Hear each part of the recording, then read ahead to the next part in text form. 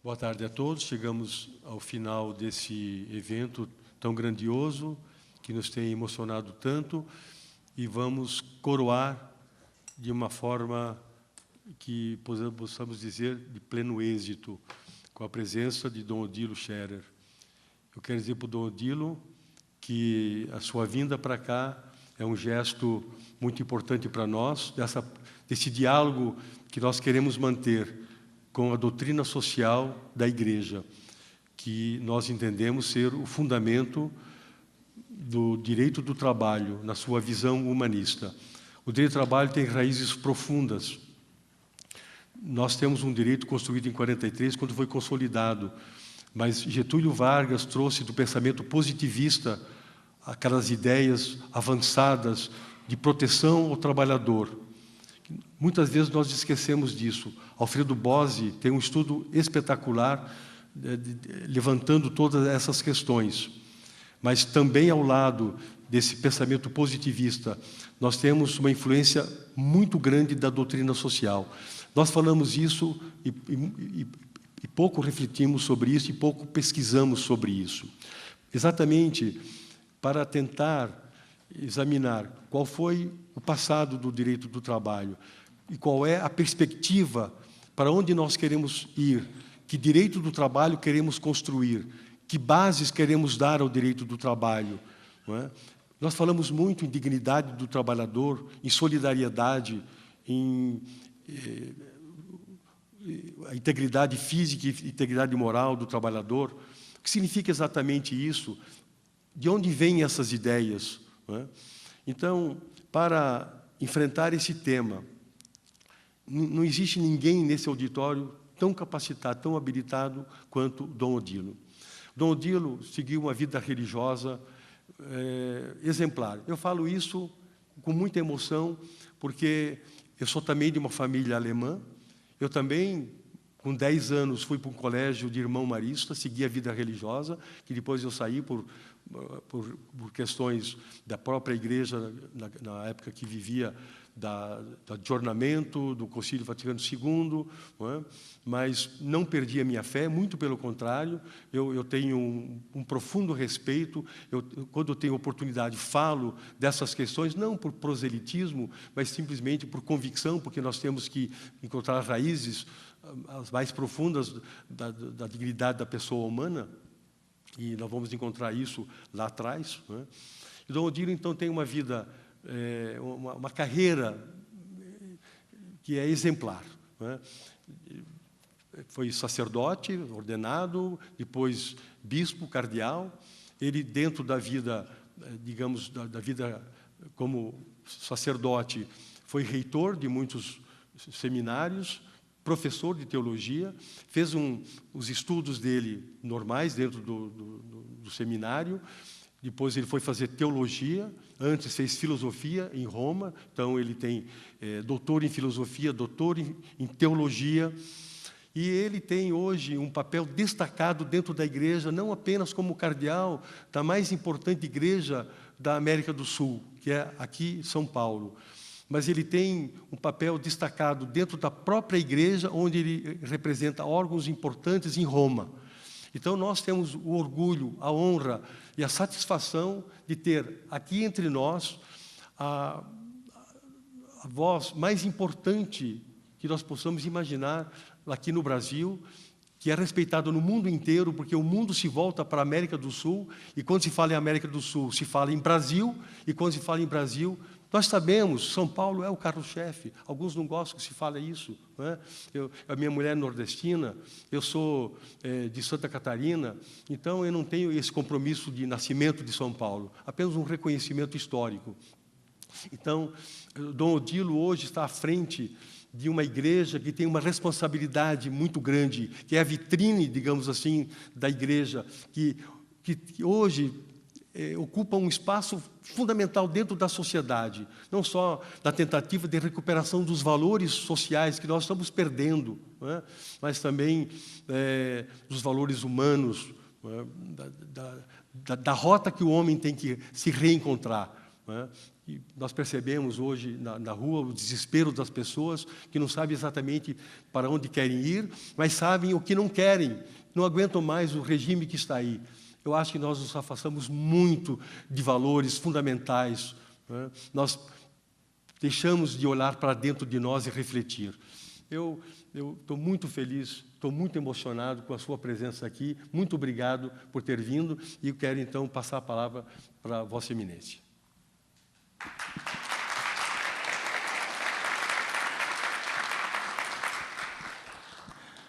Obrigado. Boa tarde a todos e a todas. Eu agradeço toda essa apresentação, mas ela me compromete muito diante de todos aqui. Depois de todo esse quadro pintado, agora eu tenho que satisfazer a toda essa expectativa criada. Mas, de toda maneira, eu vou apresentar aqui o que preparei. Eu espero poder contribuir em alguma coisa para o congresso que vocês estão aqui concluindo. E eu contribuo a partir, naturalmente, daquilo que eu trago comigo. Não sou, de forma nenhuma, conhecedor da CLT, das questões da CLT, não sou também jurista, nem formado em Direito. Eu falo a partir do horizonte que me foi posto, pedido, justamente, da doutrina social da Igreja Católica. E na doutrina social da Igreja Católica eu peguei na preparação algo bastante específico, que é justamente a questão do trabalho, que me parece é o âmbito no qual vocês se moveram e se movem no seu trabalho, na sua profissão e também nas preocupações dessa reflexão. Para situá-los um pouquinho dentro do espaço da doutrina social da Igreja, foi publicado em 2007, 2006, o Compêndio da Doutrina Social da Igreja, por iniciativa do Pontifício Conselho Justiça e Paz da Santa Sé, e que é um compêndio, não é uma coletânea de textos, é um compêndio que traça as linhas fundamentais daquilo que é a doutrina social da Igreja nos vários campos, no caso do trabalho. E a doutrina social da Igreja, ela vem se formando naturalmente desde os apóstolos, onde nós temos muitos textos do Novo Testamento que são decisivos para, digamos assim, a incidência social do viver cristão, da fé cristã. Depois, ao longo dos séculos, os primeiros séculos, houve a preocupação também, já nos primeiros séculos, por fazer aparecer, digamos assim, as implicações sociais da fé cristã. Temos, sobretudo, um grande, nós dizemos, padre da Igreja, um grande teólogo, São João Crisóstomo, viveu na Ásia Menor, e ele é sempre uma referência quando se fala justamente do ensino social da Igreja lá nos primeiros séculos. Evidentemente que, ao longo dos séculos depois, o tema esteve presente nas reflexões das várias correntes de filosofia, de teologia, mas, modernamente, a doutrina social da Igreja começou realmente a se formar e consolidar como alguma coisa sistemática a partir de Leão XIII, no final do século XIX, quando, em 1891, ele escreveu a encíclica Rerum Novarum. E, a partir da Rerum Novarum, depois foram aparecendo sucessivamente encíclicas como textos, com textos muito sólidos, muito pensados do ensino social da Igreja, desde Leão XIII, depois Pio IX, temos a importante encíclica que se chama 40º Ano, 1931, e depois Pio XII tem muitos momentos, muitas intervenções de doutrina social da Igreja, e depois João XXIII, Paulo VI, João Paulo II. João Paulo II tem muito texto de ensino social da Igreja, e agora Bento XVI também nos deixou muitos ensinamentos, sobretudo uma encíclica chamada Caritas in Veritate, é de 2009, encíclica importante que retoma justamente a reflexão sobre o conjunto de questões éticas, de ética social, né, à luz, naturalmente, da fé da Igreja, que se põe em relação às questões novas que foram aparecendo a partir da globalização. Pois bem, eu aqui, portanto, fico neste âmbito, um âmbito de uma reflexão de princípios, a partir desta ótica que lhes expus, e, portanto, espero poder contribuir com esta percepção da realidade das coisas do mundo do trabalho, que naturalmente depois vocês trabalham na legislação, no campo jurídico ou da jurisprudência, aplicação das leis e assim por diante. Pois bem, me permitam ler o texto que preparei, que assim divagarei menos. O curso da história está marcado por profundas transformações e por exaltantes conquistas do trabalho, mas também pela exploração de tantos trabalhadores e pelas ofensas à sua dignidade. A Revolução Industrial lançou à Igreja um grande desafio ao qual o magistério social respondeu com a força da profecia, afirmando princípios de valor universal e de perene atualidade em favor do homem que trabalha de seus direitos. Destinatária da mensagem da Igreja, fora por séculos uma sociedade de tipo agrário, caracterizada por ritmos regulares e cíclicos. Agora, o Evangelho deveria ser anunciado e vivido num novo areópago, do tumulto dos acontecimentos sociais de uma sociedade mais dinâmica, levando em conta a complexidade dos novos fenômenos e das impensáveis transformações possibilitadas pela técnica.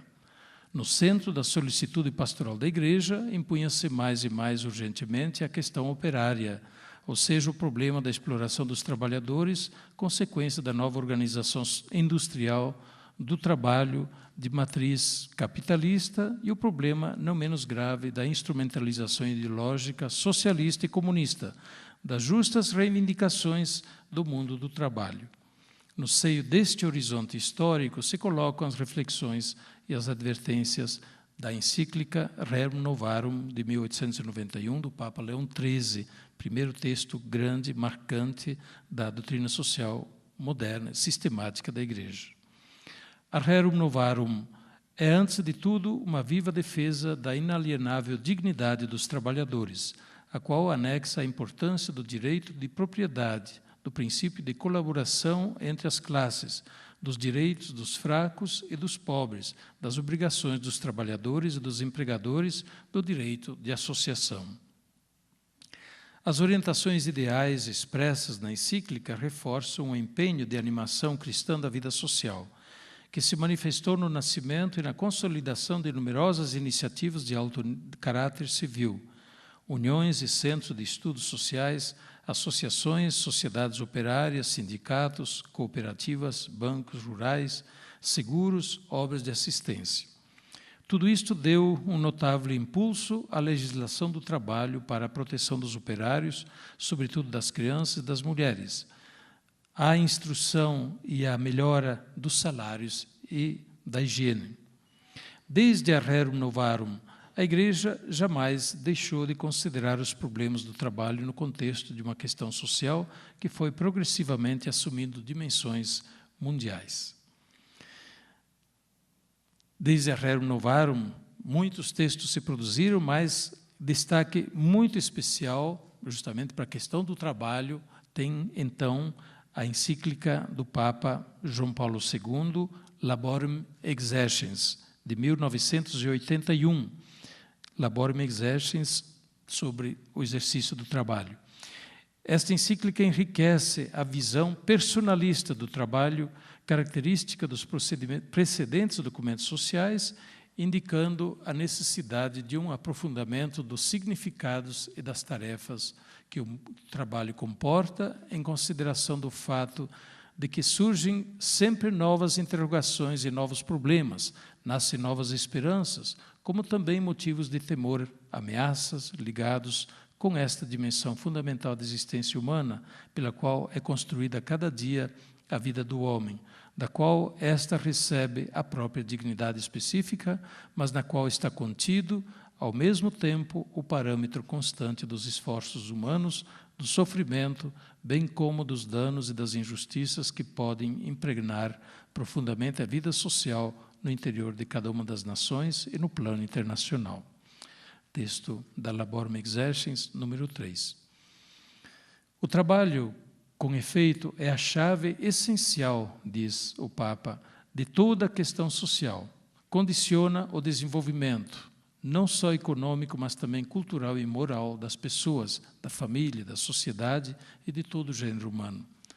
A encíclica, depois, marcante, muito mais recente, também sobre as questões do trabalho, é a de Bento XVI, Caritas in Veritate, a caridade na verdade, aborda a questão do desenvolvimento dos povos e do desenvolvimento econômico a partir das profundas mudanças nas relações entre capital e trabalho, verificadas com o processo de globalização da economia e da finança. E observa que, apesar disso, o trabalho e a empresa devem continuar a ser vistos como acta personae, ou seja, atos da pessoa humana, ações da pessoa dependentes de decisões de pessoas e não dependentes apenas de forças cegas e mecanicistas, governadas inevitavelmente pelo capital especulativo ou leis inevitáveis e imutáveis da economia. Bento XVI reflete também sobre os direitos, deveres e responsabilidades numa economia sempre mais globalizada. A solidariedade com os pobres e as futuras gerações, bem como a responsabilidade comum em relação ao ambiente e à sustentabilidade no nosso planeta, devem ser tidas em grande conta nas preocupações, justamente nas relações de trabalho.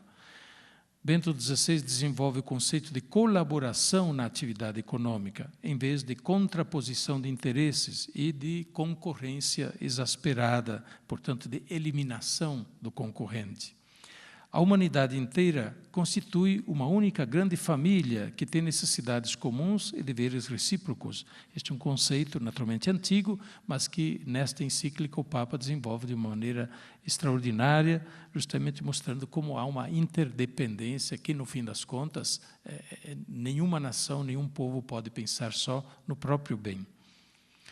E retoma os dois princípios de subsidiariedade e de solidariedade, muito caros à doutrina social da Igreja e já desenvolvidos por Paulo VI na encíclica Populorum Progressio, e antes, isto em 1967, e antes dele por Pio XI na encíclica 40º Anno, em 1931. Passemos, pois, depois desta breve visão histórica, panorâmica, à reflexão sobre a questão mesma do trabalho na ótica da doutrina social da Igreja, a dignidade do trabalho humano. E, nesse tema, a dimensão subjetiva e objetiva do trabalho.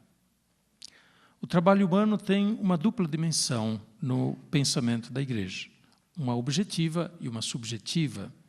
Em sentido objetivo, é o conjunto de atividades, recursos, instrumentos e técnicas de que o homem se serve para produzir, para dominar a terra, conforme as palavras do livro do Gênesis. Em sentido subjetivo, o trabalho é o agir do homem, enquanto ser dinâmico, capaz de levar a cabo várias ações que pertencem ao processo do trabalho e que correspondem à sua vocação pessoal. É como pessoa que o homem é sujeito do trabalho. O trabalho, em sentido objetivo, constitui o aspecto contingente da atividade do homem, que varia incessantemente nas suas modalidades, com o mudar das condições técnicas, culturais, sociais e políticas. Em sentido subjetivo, porém, se configura, ao invés disso, como sua dimensão estável, porque não depende do que o homem realiza concretamente, nem do gênero de atividade que exerce, mas só e exclusivamente da sua dignidade de ser pessoal. A distinção é decisiva tanto para compreender qual é o fundamento último do valor da dignidade do trabalho, quanto em vista do problema de uma organização dos sistemas econômicos e sociais respeitosa dos direitos do homem. A subjetividade confere ao trabalho a sua peculiar dignidade, que impede de considerá-lo como uma simples mercadoria ou um elemento impessoal da organização produtiva. O trabalho, independentemente do seu menor ou maior valor objetivo, é a expressão essencial da pessoa, por isso um actus personae, um ato da pessoa.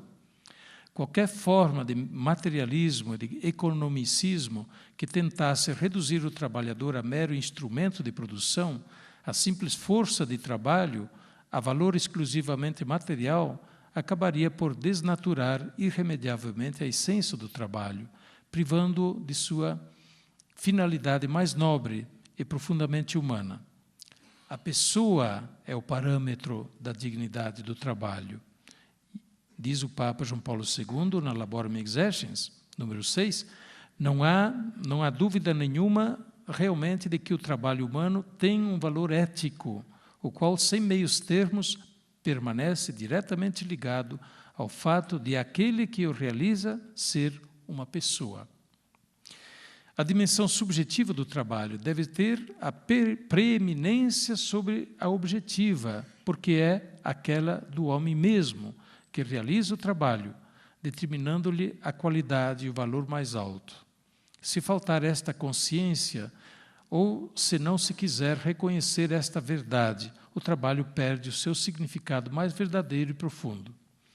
Neste caso, lamentavelmente frequentemente difundido, a atividade trabalhista e as mesmas técnicas utilizadas se tornam mais importantes do que o próprio homem, e de aliadas se transformam em inimigas de sua dignidade. O trabalho não somente procede da pessoa, mas é também essencialmente ordenado e finalizado a ela, à pessoa.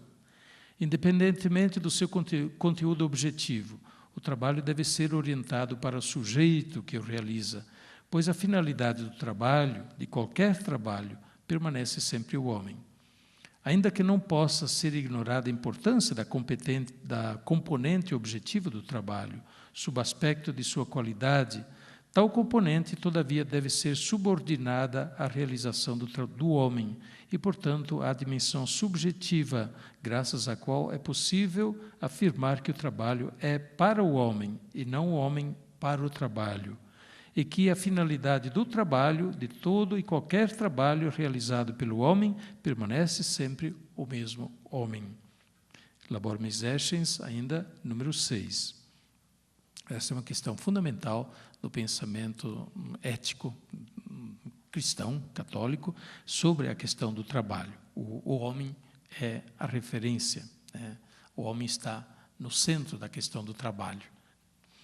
O trabalho humano possui também uma intrínseca dimensão social. O trabalho de um homem, com efeito, se entrelaça naturalmente com o de outros homens, de outras pessoas.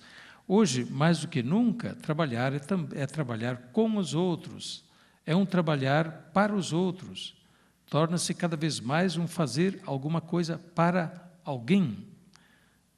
São palavras do Papa João Paulo II na encíclica Centésimos Annus, com o chegar do 100º ano da Rerum Novarum, encíclica de 1991.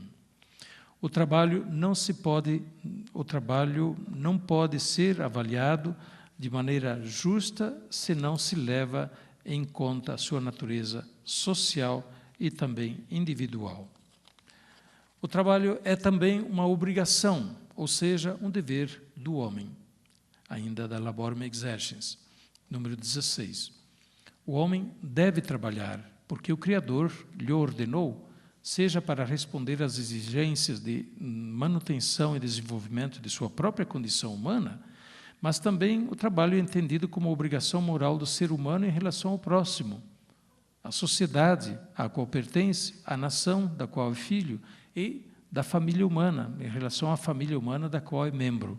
Somos herdeiros do trabalho de gerações que antes de nós trabalharam e, ao mesmo tempo, somos artífices do futuro que nós construímos para os outros que viverão depois de nós. O trabalho confirma a profunda identidade do homem criado à imagem e semelhança de Deus, conforme o ensinamento cristão e bíblico. O homem, ao tornar-se, mediante o seu trabalho, cada vez mais senhor, entre aspas, da terra, e ao consolidar, ainda mediante o trabalho, o seu domínio sobre o mundo visível, em qualquer hipótese e em todas as fases desse processo, permanece na linha daquela disposição original do Criador, a qual se mantém necessária e indissoluvelmente ligada ao fato de o homem ter sido criado como varão e mulher à imagem de Deus. Isso qualifica a atividade do homem no universo. Ele não é seu proprietário do universo, mas seu fiduciário administrador, chamado a refletir no próprio agir o sinal daquele de quem é a imagem.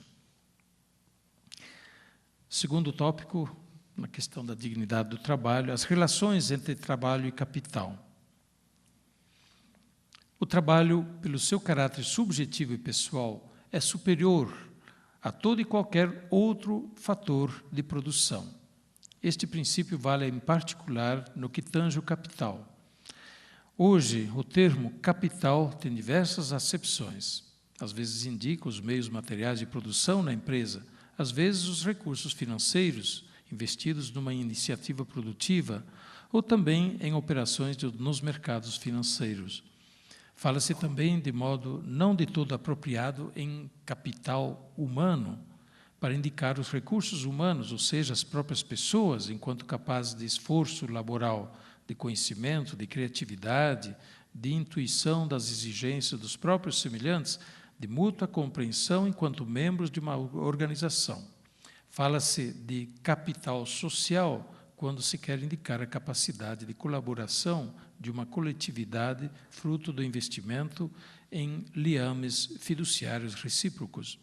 Esta multiplicidade de significados oferece ulteriores elementos para refletir sobre o que possa significar hoje a relação entre trabalho e capital.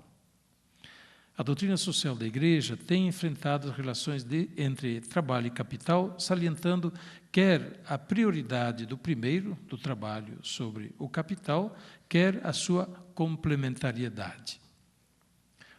Primeiro, o trabalho tem uma prioridade intrínseca em relação ao capital. Este princípio, diz o Papa João Paulo II, na Laborem Exercens, número 12, este princípio diz respeito diretamente ao próprio processo de produção, relativamente ao qual o trabalho é sempre uma causa eficiente primária, enquanto o capital, sendo o conjunto dos meios de produção, permanece apenas um instrumento, uma causa instrumental. Este princípio é uma verdade evidente que resulta de toda a experiência histórica do homem. Ele pertence ao patrimônio estável da doutrina social da Igreja, a prioridade do trabalho sobre o capital. Entre capital e trabalho, no entanto, deve haver também complementariedade.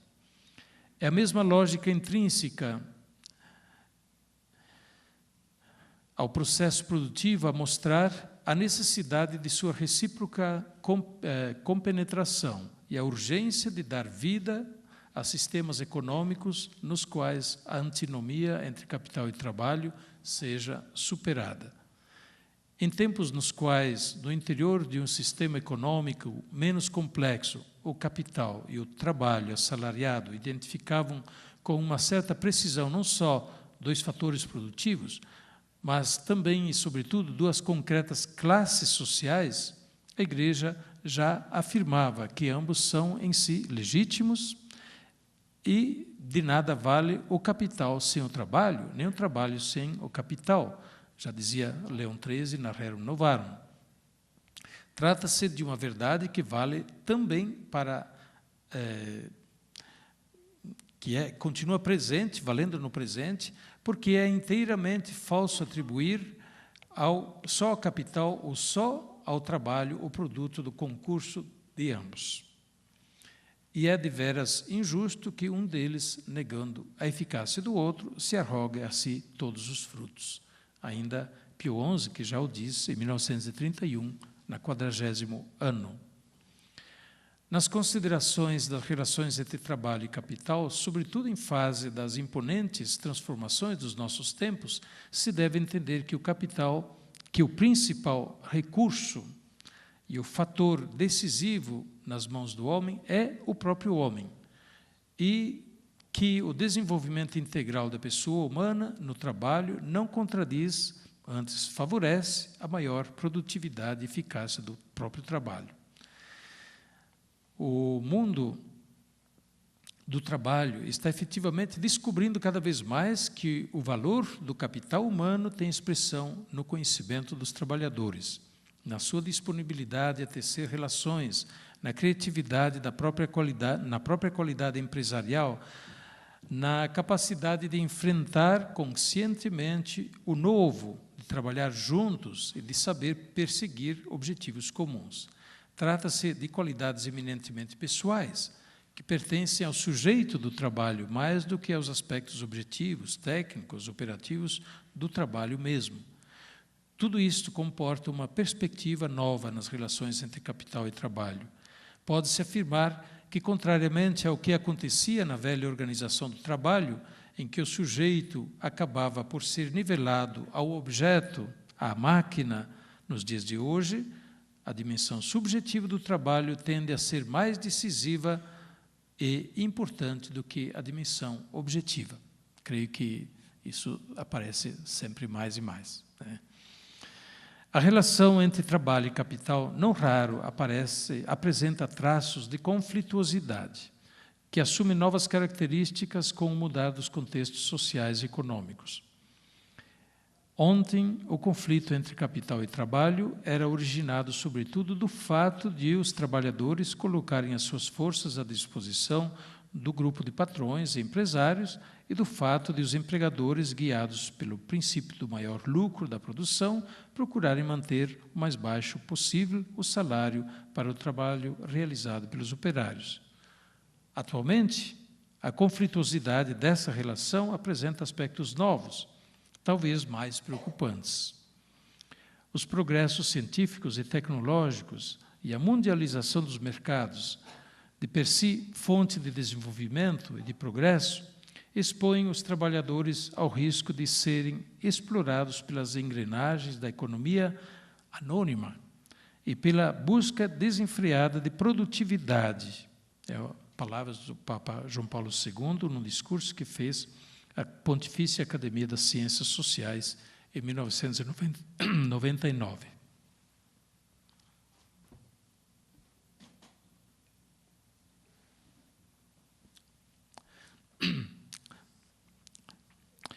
O Papa, assessorado por especialistas, naturalmente, quando escreveu uma encíclica sobre questões sociais, sobre questões de economia, sobre questões de ciência e etc., ele não escreve sozinho, ele se faz, naturalmente, assessorar de muita gente. Para isso tem, por exemplo, a Pontifícia Academia das Ciências, Pontifícia Academia das Ciências Sociais, então, questões de sociologia, de economia e outras, né?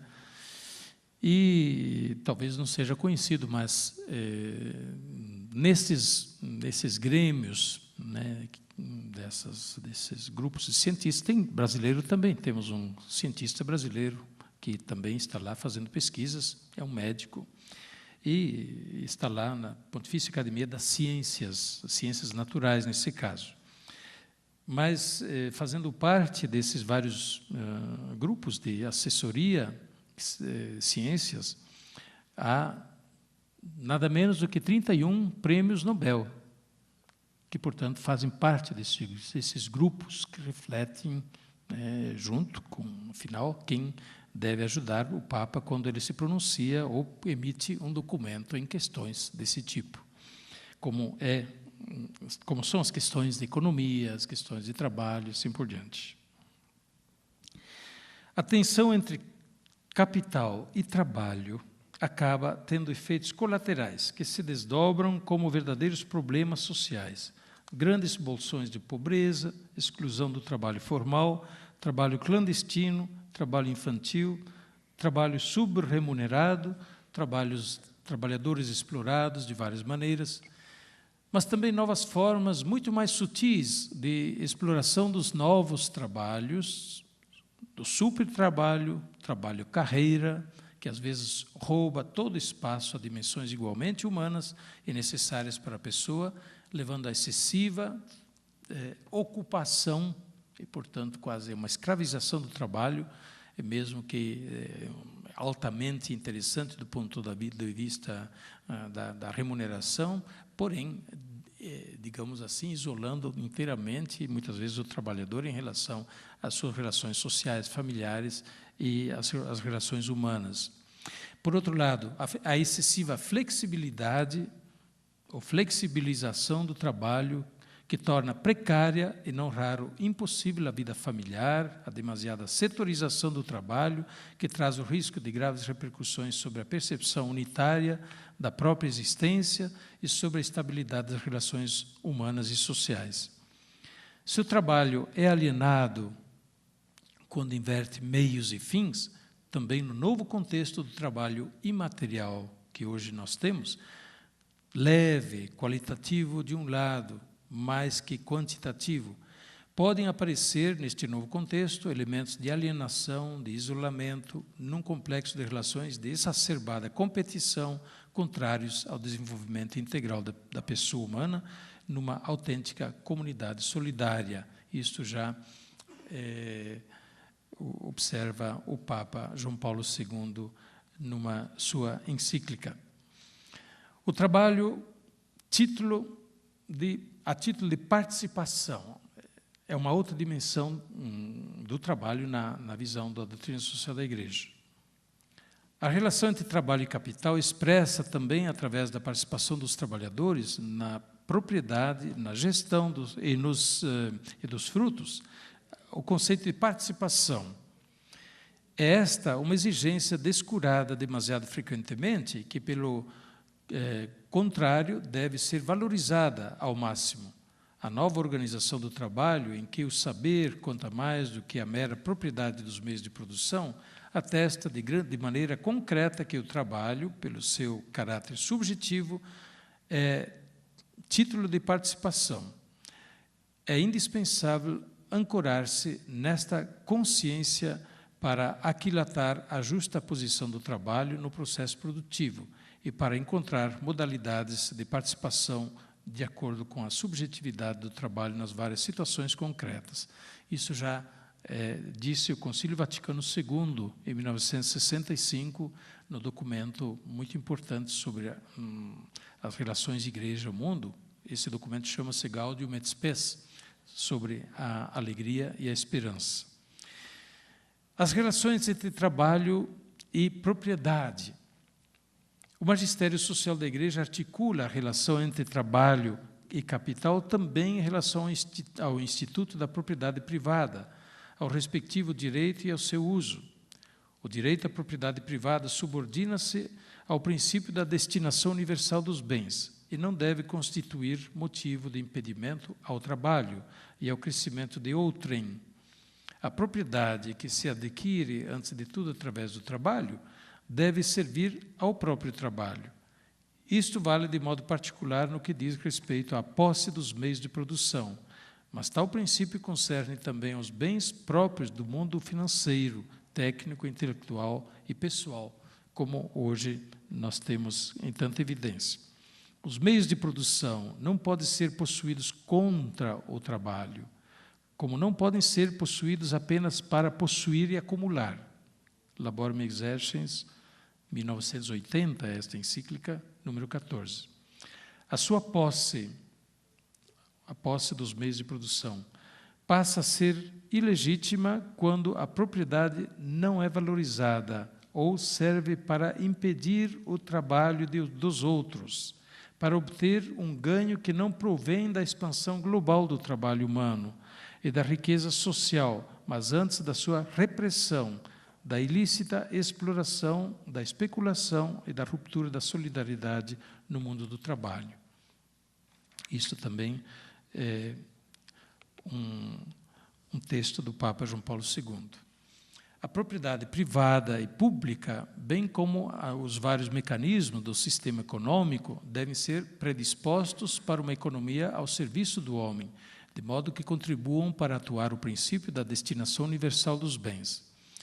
Nesta perspectiva, relevo a questão referente à propriedade e ao uso das novas tecnologias e conhecimentos, que constituem, no nosso tempo, uma outra forma de particular de propriedade, de importância não inferior à da terra e do capital, digamos, mecânico. Tais recursos, como todos os outros bens, têm uma destinação universal. Se nós aplicarmos isso com um pouco mais de atenção ao capital financeiro, e como hoje anda muito fluido o capital financeiro, capaz de fazer ruir economias, pôr em crise a economia mundial, realmente tem que se repensar a questão justamente do capital financeiro e do seu manejo. Então, os recursos, portanto, não materiais, eles também têm uma destinação universal. Também estes devem ser inseridos no contexto das normas jurídicas e de regras sociais que garantam um uso inspirado em critérios de justiça, de equidade e de respeito aos direitos do homem. Os novos saberes, as tecnologias, graças à sua enorme potencialidade, podem dar uma contribuição decisiva à promoção do progresso social, mas também podem se converter em causa de desemprego, de ampliação da distância entre áreas desenvolvidas e subdesenvolvidas, se permanecerem concentrados nos países mais ricos ou nas mãos de grupos restritos de poder. Falemos um pouco dos direitos dos trabalhadores na ótica do ensino social da Igreja. Primeiramente, o próprio direito ao trabalho.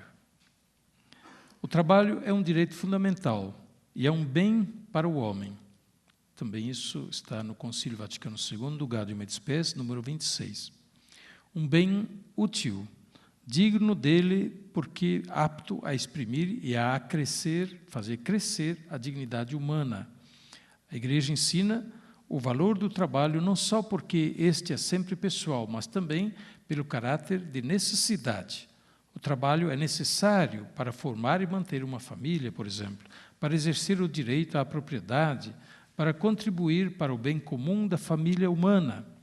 As implicações morais que a questão do trabalho comporta na vida social levam a Igreja a qualificar o desemprego como uma verdadeira calamidade social. Laborum Exercens, número 18, isto já em 1980, Papa João Paulo II dizia. Verdadeira calamidade social, sobretudo em relação às jovens gerações. O trabalho é um bem de todos, que deve ser disponível para todos aqueles que são capazes de trabalhar. O pleno emprego é, portanto, o objetivo obrigado para todo o ordenamento econômico, orientado para a justiça e para o bem comum. A sociedade em que o direito ao trabalho é esvaecido ou sistematicamente negado, no qual as medidas de política econômica não consentem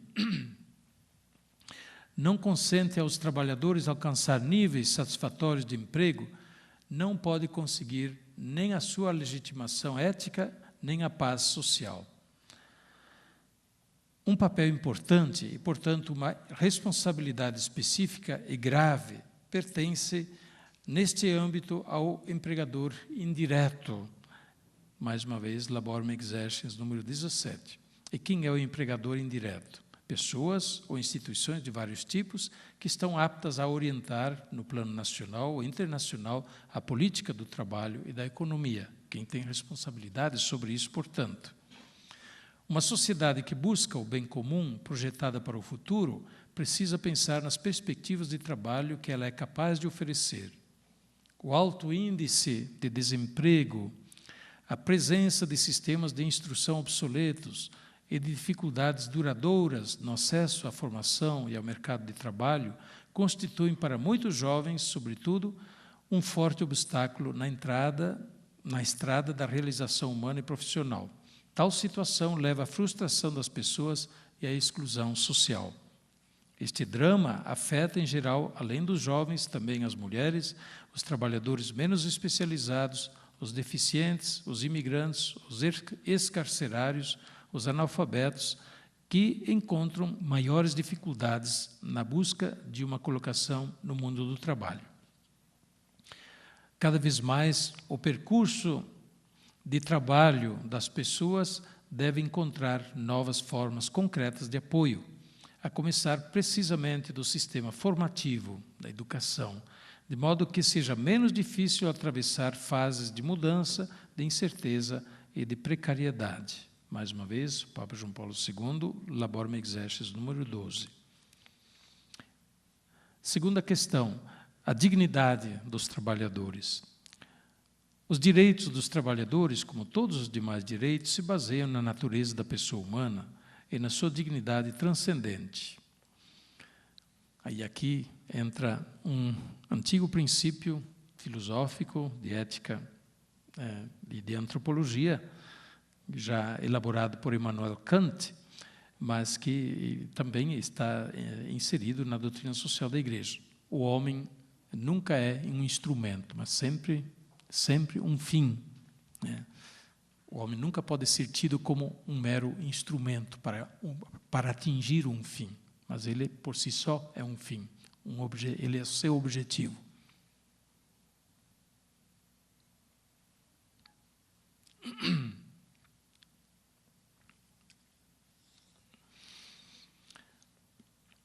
O magistério social da Igreja houve por bem enumerar alguns destes direitos, auspicando o seu reconhecimento nos ordenamentos jurídicos. E, naturalmente, muitos deles estão realmente bastante consolidados nos ordenamentos jurídicos. Primeiro, o direito a uma justa remuneração. O direito ao repouso. O direito a dispor de ambientes de trabalho e de processos de trabalho que não causem dano à saúde física dos trabalhadores, nem lesem a sua integridade moral. O direito à salvaguarda da própria personalidade no lugar de trabalho, sem violação da própria consciência ou dignidade. O direito a convenientes subvenções para a subsistência dos trabalhadores desempregados e das suas famílias. O direito à pensão de aposentadoria ou à seguridade para a velhice, a doença e para os casos de acidentes de trabalho. O direito a disposições sociais referentes à maternidade. O direito de reunião e associação. Tais direitos são frequentemente desrespeitados, como confirmam os tristes fenômenos do trabalho subremunerado, desprovido de tutela ou não representado de modo adequado. Dá-se com frequência que as condições de trabalho para homens e mulheres e crianças, especialmente nos países em via de desenvolvimento, sejam tão desumanas que ofendem a dignidade e prejudicam a sua saúde. Nós continuamos aqui no Brasil a combater o trabalho escravo ou semi-escravo. Desdobremos um pouco a reflexão, tomando alguns desses tópicos, alguns desses direitos. Direito à remuneração equitativa e à distribuição da renda. A remuneração é, sem dúvida, o instrumento mais importante para realizar a justiça nas relações de trabalho. Laborem Exercens, número 19. O justo salário é o fruto legítimo do trabalho, já dizia Pio XI, em 1931, na 40º ano. Comete grave injustiça quem recusa ou não o dá no tempo devido e em proporção equitativa ao trabalho realizado. O salário é o instrumento que permite ao trabalhador aceder aos bens da terra. Naturalmente, estes não são princípios elaborados apenas em tempos modernos, mas isso já está na Bíblia, está nos profetas, né? Quando nós ouvimos, por exemplo, lá os profetas denunciando a exploração dos trabalhadores, né? Ai daqueles, né, que compram o trabalhador por um par de sandálias ou por um prato de comida. Ai daqueles, né, que guardam o salário e não o pagam justamente, assim por diante. Os profetas, outro profeta que diz: o salário que vocês não pagaram ao trabalhador está corroendo as suas bolsas, e clama ao céu. Quer dizer, é realmente parte de um pensamento que não é de hoje.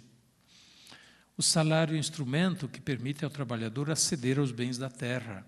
O trabalho deve ser remunerado de tal modo que permita ao homem e à família levar uma vida digna, tanto material como social, cultural e espiritual, tendo em conta as funções e a produtividade de cada um e o bem comum. Também palavras do Concílio Gaudium et Spes, número 67. O simples acordo entre empregado e empregador acerca do montante da remuneração não basta para qualificar como justa a remuneração concordada, porque ela não deve ser inferior ao sustento. Este é um princípio posto já por Leão XIII na Rerum Novarum, mas isso está ainda longe de se concretizar, né? E a remuneração seja aquilo que condiz com o digno sustento do trabalhador. A justiça natural é anterior e superior à liberdade de contrato. Isso que nós chamamos também, em ética cristã, a lei natural. Ela é anterior à legislação positiva elaborada através de contratos sociais e convenções. O bem-estar econômico de um país não se mede exclusivamente pela quantidade de bens produzidos, mas também levando em conta o modo como são produzidos e o grau de equidade na distribuição das rendas, que a todos deveria possibilitar o acesso ao necessário para o desenvolvimento e o aperfeiçoamento da própria pessoa. Uma distribuição equitativa da renda deve ser buscada com base em critérios não só de justiça comutativa, mas também de justiça social, ou seja, considerando através do valor objetivo das prestações de trabalho a dignidade humana dos sujeitos que as realizam. O bem-estar econômico autêntico se consegue também através de adequadas políticas sociais de redistribuição da renda, que, tendo em conta as condições gerais, considerem oportunamente os méritos e as necessidades de cada cidadão. Fala-se depois também do direito à greve, direito de greve, que é um direito reconhecido naturalmente, né? A doutrina social da Igreja tem isso como claro e consolidado, mas, por um lado, reconhecendo o direito de greve, por outro lado, também pondo restrições ao direito de greve quando o direito de greve se torna, digamos assim, não justificado, ou a greve. Diz a doutrina social da Igreja que deve ser sempre um método pacífico de reivindicação e de luta pelos próprios direitos, mas torna-se moralmente inaceitável quando é acompanhada de violências ou quando se lhe atribuem objetivos não diretamente ligados às condições de trabalho ou contrários ao bem comum. Um outro elemento muito caro à doutrina social da Igreja, quando se fala do trabalho, é a questão da solidariedade entre os trabalhadores. E aqui, então, se fala da importância dos sindicatos. Eu não quero cansá-los, por isso aqui também não me detenho mais longamente nessa questão. Passo a um outro tópico, quando aqui abordo agora as questões novas de solidariedade que se apresentam dentro do contexto atual do mundo do trabalho. O contexto socioeconômico moderno, caracterizado por processos de globalização econômico-financeira cada vez mais rápidos, concita os sindicatos a renovar-se. Atualmente, os sindicatos são chamados a atuar de novas formas, ampliando o raio da própria ação de solidariedade, de modo que sejam tutelados, além das categorias de trabalho tradicionais, e já protegidas por sindicatos, os trabalhadores com contratos atípicos, por tempo determinado e assim por diante, como hoje acontece com tanta frequência dentro do contexto de flexibilização das leis do trabalho, ou então do mundo do trabalho. Dos trabalhadores cujo emprego é colocado em perigo pelas fusões de empresas que ocorrem com frequência cada vez maior, também em plano internacional. Aqueles que não têm um emprego, os imigrantes, os trabalhadores sazonais, aqueles que por falta de atualização profissional foram excluídos do mercado de trabalho e não podem reingressar sem adequados processos de requalificação. Diante das modificações operadas no mundo do trabalho, a solidariedade entre os trabalhadores poderá ser recuperada e até melhor fundada em relação ao passado, se houver um empenho para uma redescoberta do valor subjetivo do trabalho. E aqui, mais uma vez, João Paulo II, em Laborem Exercens, número 8. É necessário prosseguir a interrogar-se sobre o sujeito do trabalho e sobre as condições de sua existência. Para tanto, é preciso que haja sempre novos movimentos de solidariedade dos homens do trabalho e de solidariedade com os homens do trabalho. Procurando novas formas de solidariedade, as associações dos trabalhadores devem orientar-se em direção à assunção de maiores responsabilidades, não apenas em relação aos tradicionais mecanismos de redistribuição, mas também em relação à produção da riqueza e da criação de condições sociais, políticas e culturais que consintam a todos os que podem e desejam trabalhar exercer o seu direito ao trabalho, no pleno respeito de sua dignidade de trabalhadores, pessoas humanas. Aqui se põe essa questão que, muitas vezes, quem está com emprego, está sindicalizado, tem força para fazer valer a sua condição. Mas e os outros que estão fora disso? E os outros trabalhadores que não estão devidamente respaldados por um sindicato, por um emprego já garantido, pelo qual lutam e assim por diante. E é, hoje, muito a condição de trabalhadores que, portanto, se veem muitas vezes sozinhos, né, sem respaldo e, portanto, deixados ao léu no mercado do trabalho.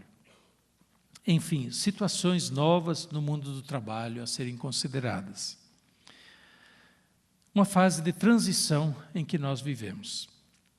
O fenômeno da globalização possibilita novas formas de produção, com o deslocamento das instalações em áreas diferentes daquelas em que são tomadas as decisões estratégicas e distantes dos mercados de consumo.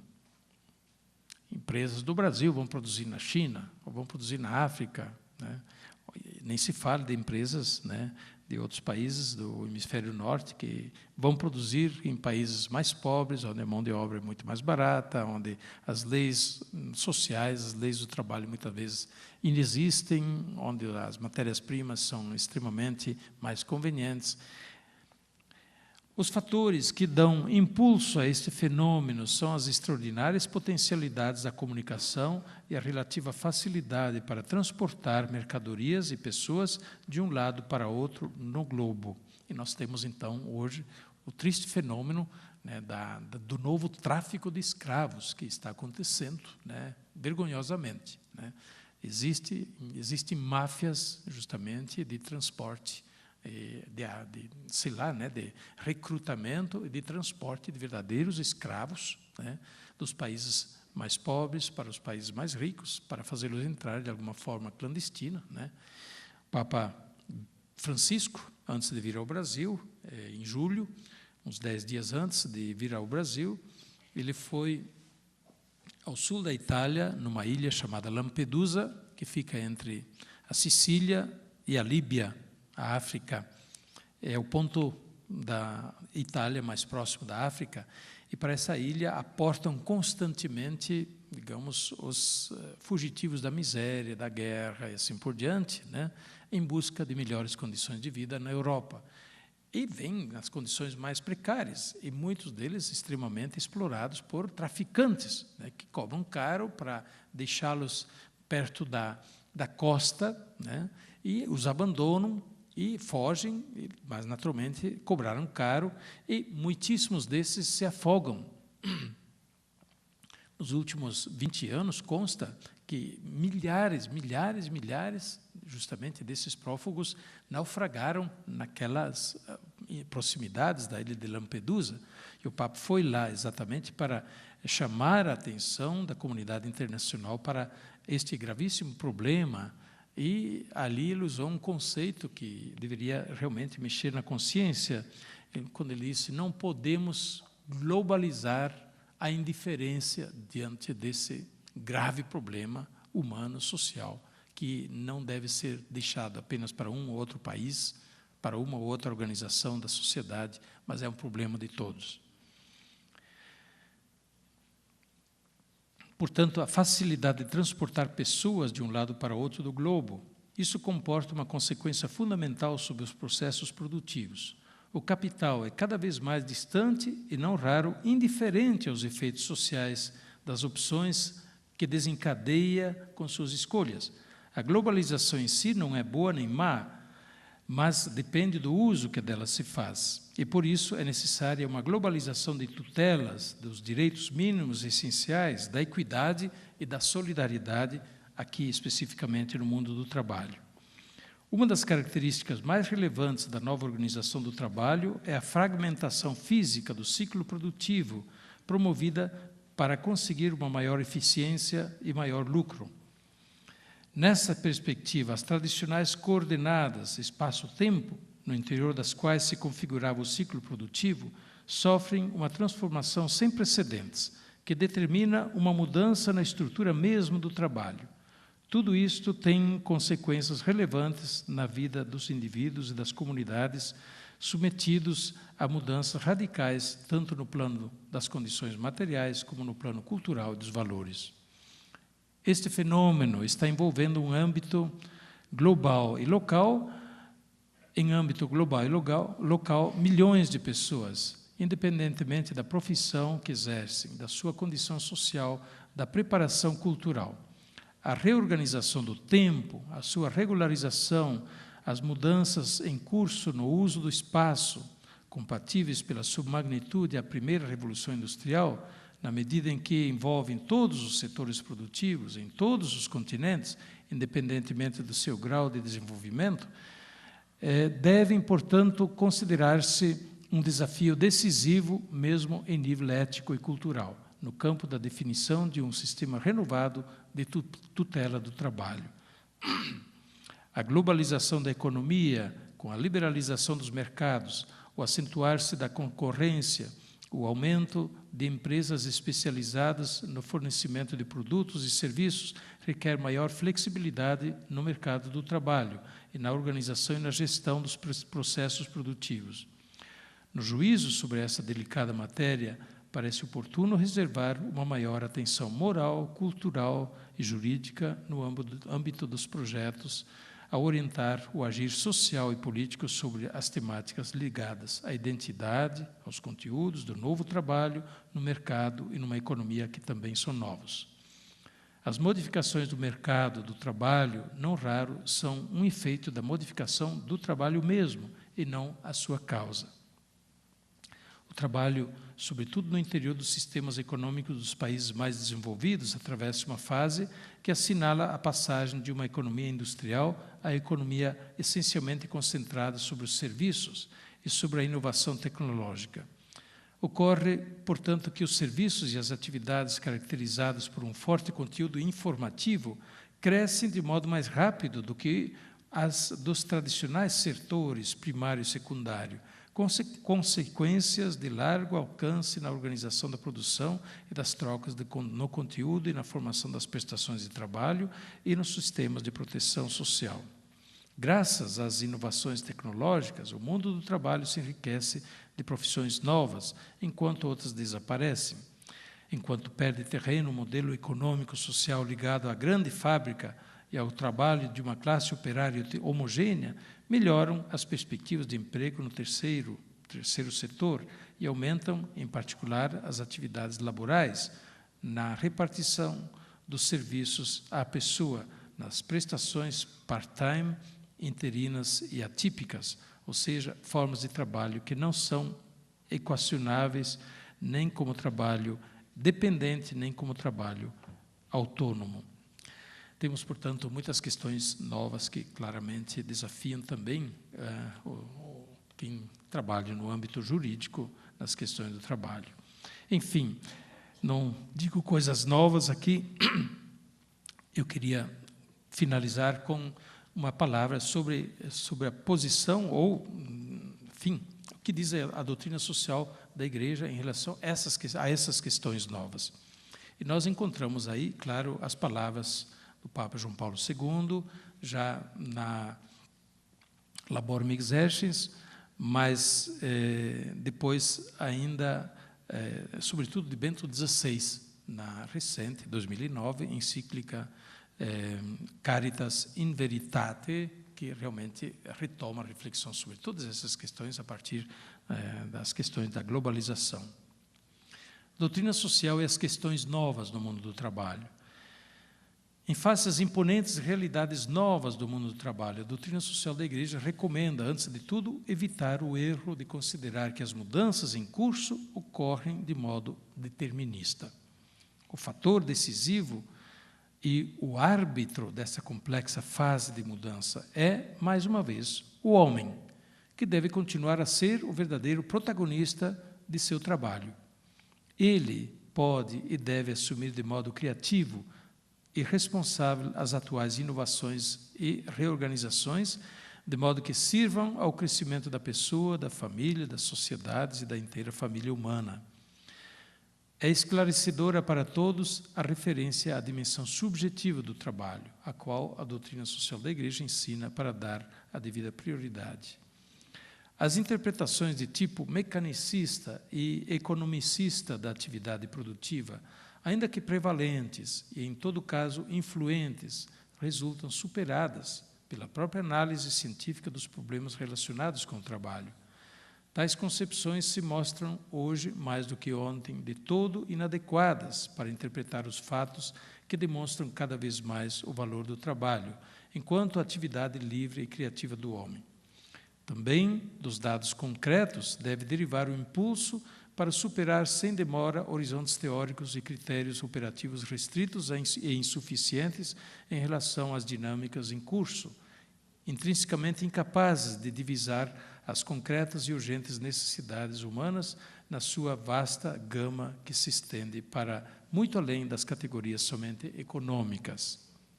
A Igreja bem sabe, desde sempre o ensina, que o homem, à diferença dos demais seres vivos, tem necessidades certamente não limitadas somente ao ter, porque a sua natureza e a sua vocação estão em relação indissolúvel com o transcendente. A pessoa humana se entrega à aventura da transformação das coisas mediante o trabalho para satisfazer as necessidades e carências materiais, mas também para corresponder mais profundamente às suas indeléveis exigências interiores. Mudam as formas históricas em que se exprime o trabalho humano, mas não devem mudar as suas exigências permanentes, que se reassumem no respeito dos direitos inalienáveis do homem, da pessoa que trabalha.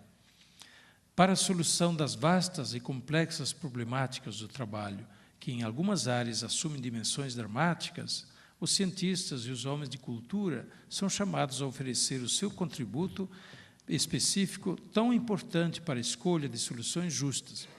É uma responsabilidade que os insta a pôr em evidência as oportunidades e os riscos que se perfilam nas mudanças e, sobretudo, a sugerir linhas de ação para guiar a mudança no sentido mais favorável ao desenvolvimento da inteira família humana.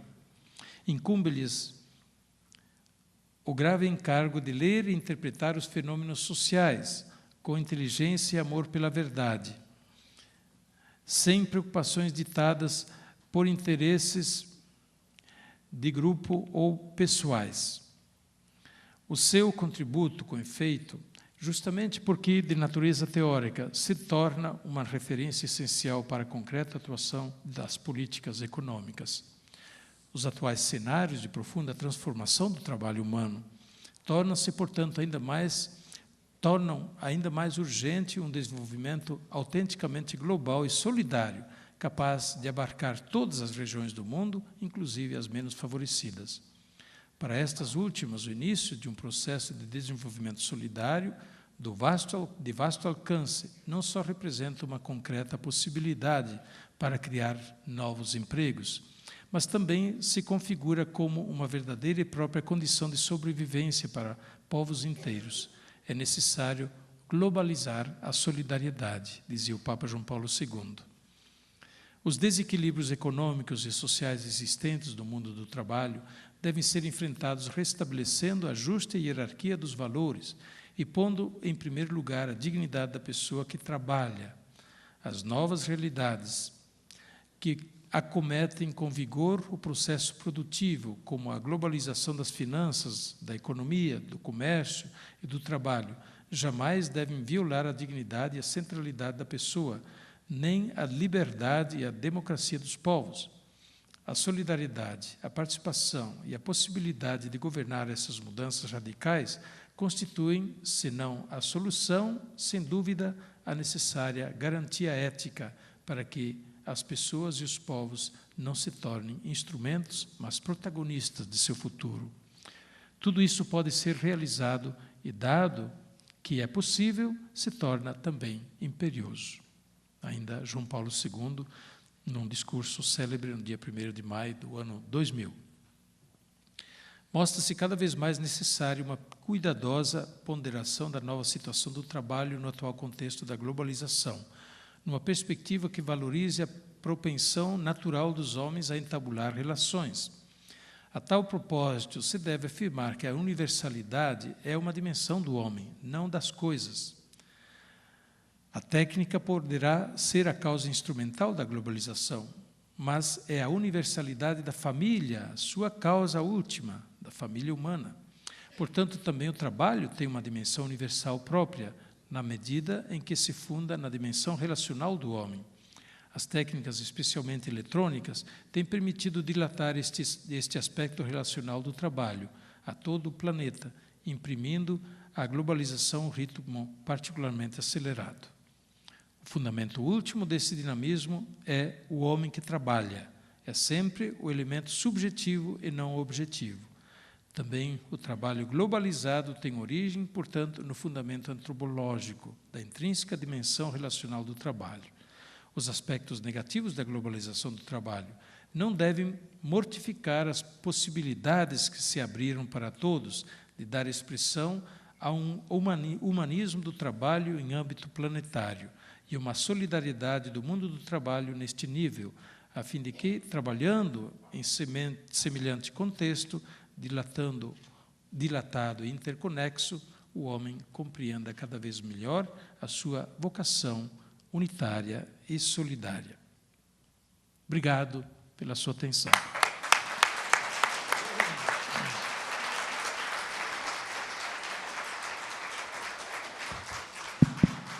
Dom Dilo, eu acabei de ouvir a Conferência da Esperança, saber que nós temos uma saída. Isso me deixa profundamente feliz e chego à conclusão de que foi muito acertada a escolha. Nós não temos aqui debates a respeito de credos, não estamos aqui num debate confessional, nós estamos aqui discutindo os fundamentos do direito do trabalho, do ponto de vista científico. Questões como o trabalho, castigo do homem, ou o trabalho como realização e meio de transformação do homem, o salário justo, o salário não é mercadoria, a dignidade do homem, a propriedade dos meios de produção, a compatibilidade, o homem pode ter os meios de produção. Esse discurso que a Igreja fez em 1891, dia 15 de maio, contrapondo as ideias marxistas da destruição, digamos assim, do homem como ser humano, né? As questões como o desemprego, a precarização do trabalho, o trabalho escravo, e essa construção da paz social por meio da solidariedade, e que o homem, dentro dessa visão nova que Vossa Eminência colocou, é o protagonista na construção de sua própria história. Eu acho que tudo isso nós encontramos a razão de ser da doutrina social. Eu estou muito feliz de ouvi-lo, estou muito orgulhoso de saber que a Igreja tem aqui em São Paulo à frente um homem tão culto, que só é possível construir uma conferência dessa com conhecimentos profundos de filosofia, teologia, essa visão humanista da sociedade e essa visão tão esperançosa de que nós temos saída, podemos construir um mundo melhor com base no trabalho ético e o homem sendo o fim de si mesmo, e não o homem estar a serviço da propriedade como algo a ser explorado. Muito obrigado, Dom Odilo. Muito obrigado em nome da academia, em nome do mundo jurídico que está aqui reunido em São Paulo para esse congresso. Muito obrigado.